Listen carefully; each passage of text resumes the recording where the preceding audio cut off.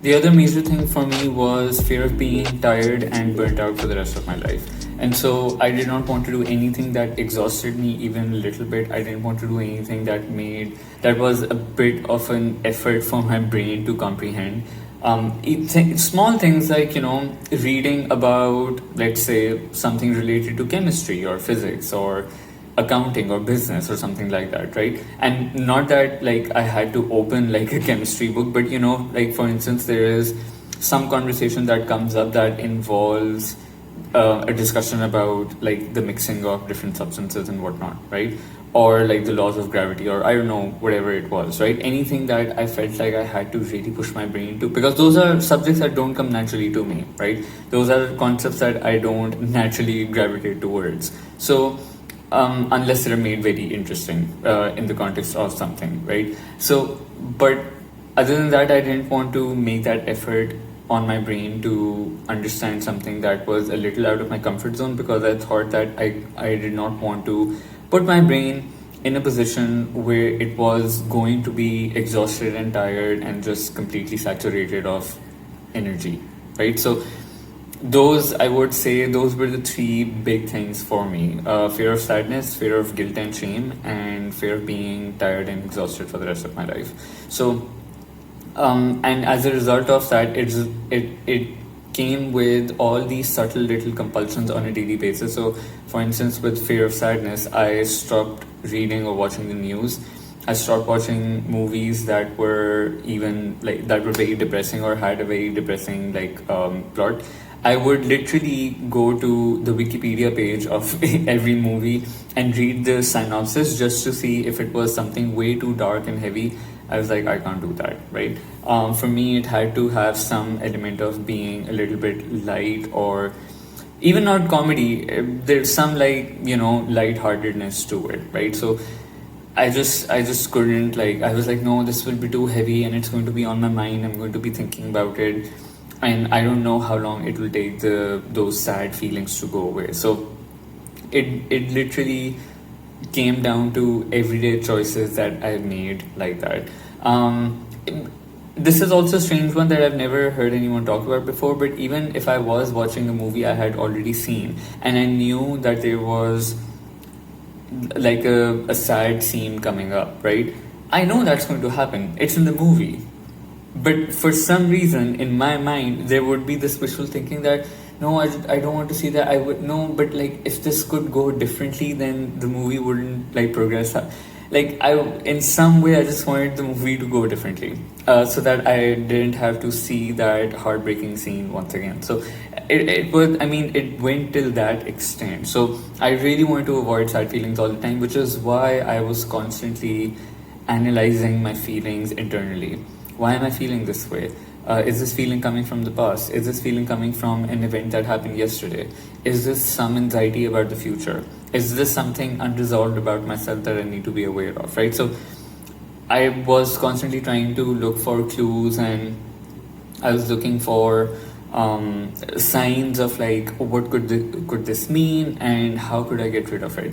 This also applied to me feeling guilty and shameful as well, and so I just didn't want to make any mistake. I was deathly afraid of making mistakes, right? I was deathly afraid of saying the wrong thing, and I was deathly afraid of doing something that would cause somebody else inconvenience or would cause somebody else some hurt, or it would just like, or somebody else would not like, right? So I just didn't want to feel that way at all. So I was constantly wary of, am I making a mistake or am I not? Will that person like it? Will that person not like it? Right?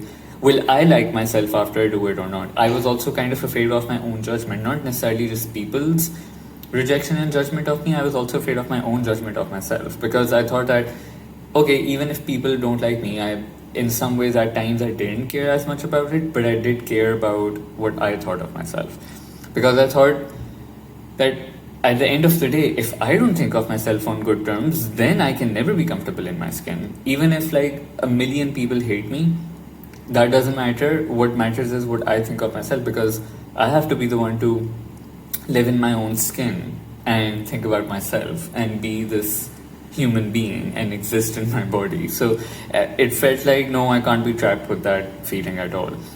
Feeling of, by the way, feelings of being trapped are also a big trigger for a lot of people, and that does relate to fear as well, because I think I'll be trapped like this forever and there will be no way out. So anything that makes you feel cornered and trapped, it was a big fear for me. Anything that makes you feel cornered and trapped is like, no, no, no, I can't do it. So that can result in you not wanting to sit on airplanes or on trains, on buses, not wanting to be in an, even like in an elevator, because it's like, oh, there's nowhere to go and I don't want to feel trapped like that, right?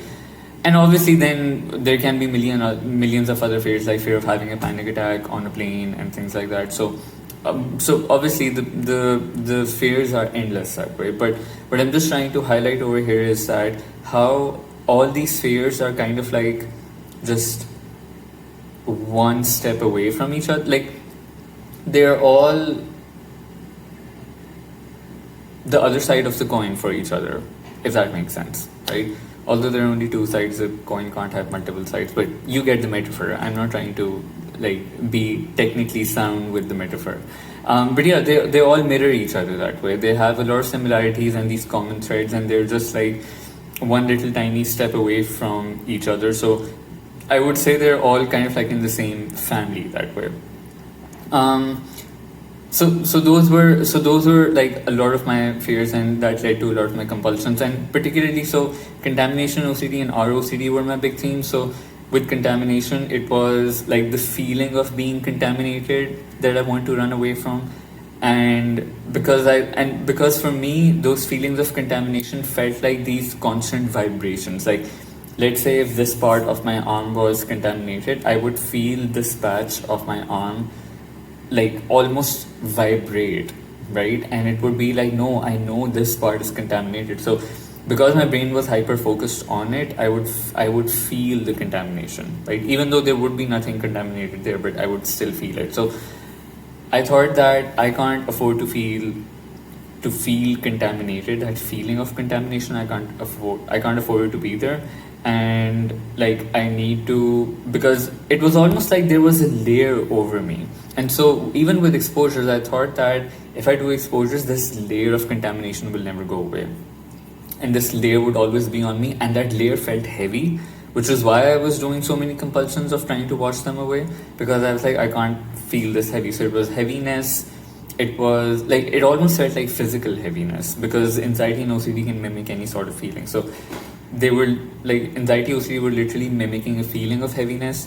They were mimicking a feeling like there was a thin little sheet over me of contamination that I need to get rid of. So there was that, and that is fear, because it's like, what if I'm stuck with these uncomfortable physical sensations for the rest of my life? Which is why, again, I want to do those thousands of compulsions.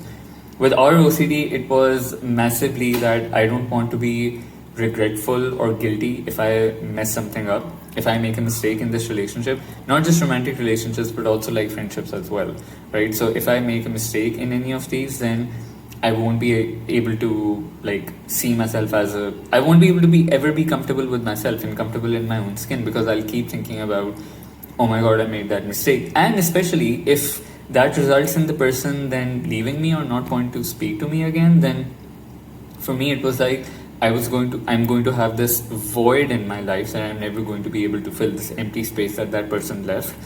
And for me, that will always be a constant reminder of that mistake that I made, and I won't be able to live with myself, right? And so it took me a lot of time and effort, of course, to see like my way around these fears, because like, for example, and each of them I looked at them in different ways, right? So with fear of being sad and depressed forever, logically I know, like when you discuss perspectives with people, right, and you say that, hey, but life is full of all different sorts of emotions, happy, sad, angry, frustrated, I'm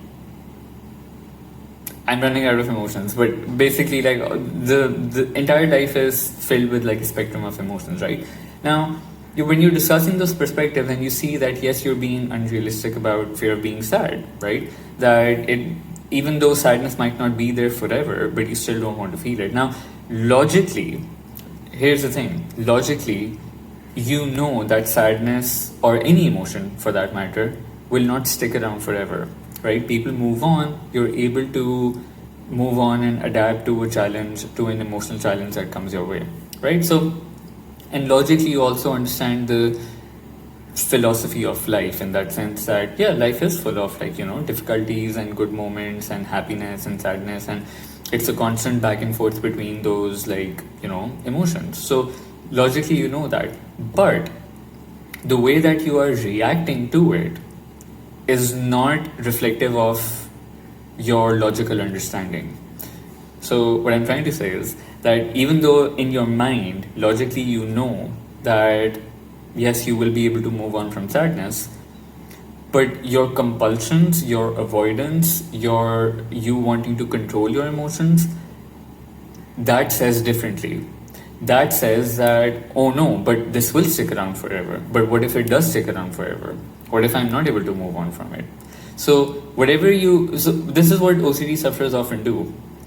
That at times when they feel like, oh, I do logically understand this, but I don't know, I'm just like, I still can't see past it.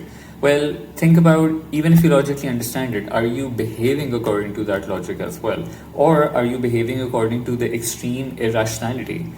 And most of the time, it is that thing that you're behaving according to that extreme irrationality. So you also have to start behaving in ways that demonstrate that logic to you. So if you're avoiding things like me, if you're avoiding, let's say, the news too much, or you're avoiding sad stories, or you're avoiding sad movies, or you're avoiding sad music. That was never a problem for me, though. I loved sad music. Not trying to be emo over here, but just saying. But so for you, you have to start then doing those things. You have to start doing things that you think might make sadness stick to you then for a long time, right? And see how that goes for you. Same with feeling guilty and ashamed, right? Like, I really had to sit and break this down, because I kept feeling like, no, I can't make a mistake, I can't make a mistake, I can't make a mistake. But then I also thought, but hold on, like, all the big lessons in life that I have gathered with me have been a result of those mistakes. If I didn't have those mistakes, I wouldn't have, like, the wisdom and the lessons and the personal growth and the evolvement as a person. Otherwise, I would have been just like, stuck in that, right? So those mistakes were immensely necessary for me to get to the point where I am right now, right? And I also saw that even if there were past events where I was even still a bit regretful about, and there are things in life, even right now, there are things in life when I think about, doesn't make me feel great. I feel quite embarrassed that that happened, and I feel quite guilty that I did something. But it's not also weighing on my life each and every day, and it's not like, oh my god, why did I do that? I need to undo it somehow. No, it happened. And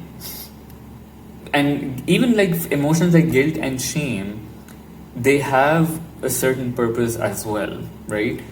Because shame and guilt are indicators for your brain to start changing your behaviors, right? Learn lessons from those things. So if I don't feel guilty and shameful of something, I'm never going to change my behaviors at all. If people are like, oh, you did good, then I'd be like, oh, I'm going to do it again then, maybe, because it gave me such good results and it gave me such appreciation. So guilt and shame actually do serve a purpose.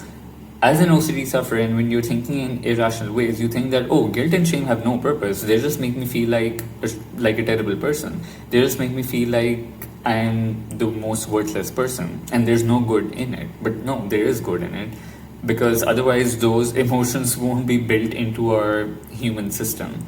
They're literally built into us. Like guilt, shame, and sadness and all these other negative emotions are literally weaved into the fabric of our existence, essentially.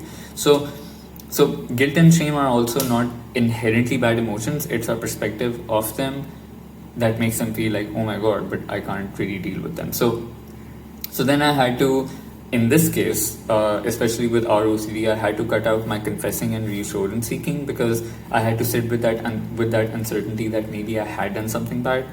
Maybe the other person doesn't like me. Maybe the other person is getting distant from me. Maybe the other person does hate me for what I did. Maybe I have upset them. I had to sit with those feelings, because for me, again, logically I knew that, oh yeah, guilt and shame are not that bad and they teach, like, lessons. But in behaviors, I was like, no, I can't handle it. I can't handle it. There's always that but. It's like logically I understand it, but I don't think I can handle it. So then I had to start behaving according to that logic as well, that okay, I can handle it, right? I can withstand guilt and shame. So when I sat with that uncertainty, which, trust me, at times felt quite torturous, I was able to then see that, oh, it's not something that just makes sense logically. It also makes sense even actionably. It does make sense because I did it. I went through it. I passed that challenge and I feel okay. So that's where you start to, of course, I mean, I'm saying, like, me saying this in a video, it feels very nice and comfy, but it is very difficult. Trust me, I know how difficult it is. But what I'm trying to say is that those are like the little steps that you can start taking to change that perspective. Just, for example, just sitting with uncertainty just one time is not going to be like, oh, this wasn't that bad, now I'm not afraid. You'll have to do it several different times, like with any exposure, to see that you can really handle it. So so that's how I think the fear aspect of like really seeing how like logic and actions don't always line up, and it is up to us to kind of line them up to see things quite differently. This also applied to like my fear of being tired and burnt out, right? And there's a very strong role that self-fulfilling prophecies fill in the OCD recovery journey. So if I would think that, oh, if I don't want to do this because I'll be tired, I firmly believe that. And so obviously when I did that, I would feel tired because in my brain I was all like, the end result and the conclusion was already there, was already created. And I just walked into it. I was like, oh, I'm going to be tired, I'm going to be tired. And of course I was going to be tired because I was so deathly afraid of it, right? And then I would be like, oh, see, there's the proof. I was tired, I was exhausted, I was burnt out, so now I'm not going to do it again. But again, over here, I had to start doing things even if I felt tired, even if I felt demotivated, even if I felt like not doing them and not in the mood for them. I had to start doing those things so that I could show myself that I can do things regardless of how I feel. That's a very, very key thing to remember. A lot of the OCD recovery journey requires doing things regardless of how you feel, right? Even if you're feeling sad and you're like, no, I don't think I want to go out with my friends because I'll be feeling sad, go out. If you're like, no, but the guilt and shame will be too much, I don't think I'll be able to watch the Barbie movie and enjoy it, go and watch the Barbie movie, right? Just an example, because the Barbie movie is like a big thing right now, of course. So you'll have to do those things regardless of how you feel, to show yourself that you can actually do things, and tiredness and exhaustion don't have to be they don't have to be absent for you to live your life, right? And the more you try to think, no, this will exhaust me, the more you will actually be exhausted, right? And so it's up to you to start challenging those things through your behaviors as well. So that was fear for me in all these different formats, in all these different little fears here and there. And that's how I was. And again, it wasn't just about contamination OCD and ROCD, it was daily behaviors in life where I was really trying to avoid any form of discomfort because I thought I'd be stuck with that discomfort for the rest of my life. Because ultimately it comes down to fear of being uncomfortable forever and not ever having peace and contentment and comfort and calmness. So yeah, I hope this video helped you, and I hope it gives you some clues as to what your fear behaviors and branched out fears are perhaps.